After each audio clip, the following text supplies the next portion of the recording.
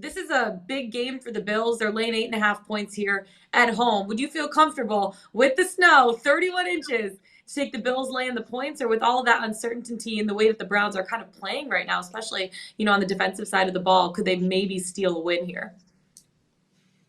I certainly wouldn't put it past them, but the look that we had at this Browns defense off the bye against the Dolphins was pretty bad. The ball did not Yeah. touch the ground. Like it was Yeah. it was like on a string. Tua was locked in, and Buffalo has a similar explosive element to their offense that could do similar things. So that certainly scares me.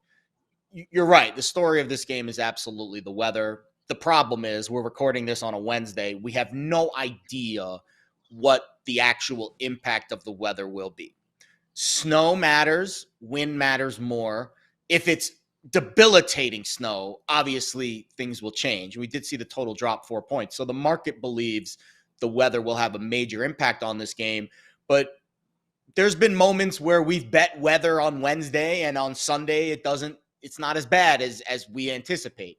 Oh, So yeah. I would caution someone just blindly betting a certain side or total here with the weather being the lone factor. I think Josh Allen's decision making is certainly a part of the equation with Buffalo going forward. We saw it in the early stages of his career. I recall a game against the Texans in the playoffs where he's like pitching it into the stands. And he's grown up a lot since then. But we're starting to see these flashes, brain farts, where he just doesn't quite give you what you expect from an MVP candidate. And that, I think, is the bigger concern for Buffalo right now. Not the injuries in the secondary. I think Tre'Davious White and Poyer and those guys eventually, Kyer Elam, will eventually work their way back, and Buffalo will get the full strength in that area. But Josh Allen's decision-making after a game where he kind of blubbed it away, how does he bounce back from that? Weather outstanding. The weather, if the weather's nuts like it was in that Patriots game last year, Monday night with all the wind, I'm not going to read too much into how many yards and points Buffalo scores here. But how does Josh Allen respond from what was a pretty tough loss, at least for the Buffalo fan base?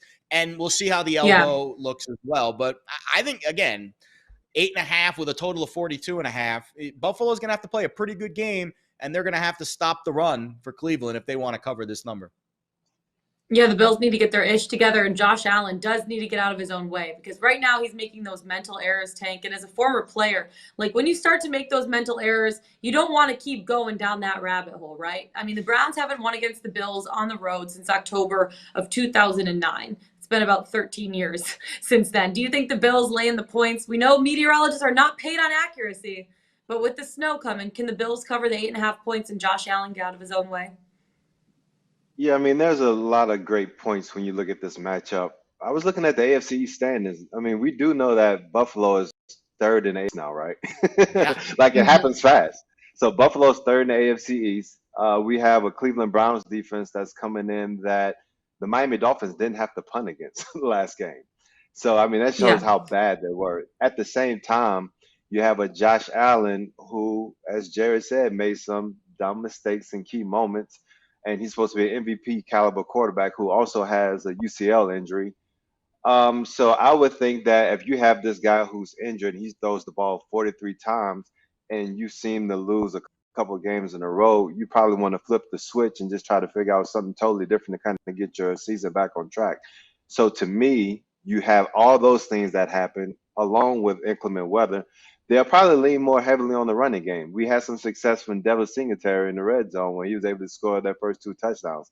I think they probably place more of an emphasis on running the ball in a bad weather game, try to establish that, limit some of Josh's attempts, make them easy attempts when he does have to throw, and then hopefully get a win against the Cleveland Browns, who's a little bit reeling now coming off that loss to Miami, and then hopefully get your season back on track and then try to make a push to try to take back control of the AFC East. So when I look at it from that standpoint, when you're dealing with weather, the things that the Buffalo Bills are currently dealing with, thinking about how Cleveland wants to come in and kind of slow the pace of this game down and keep the ball out of Josh Allen's hands.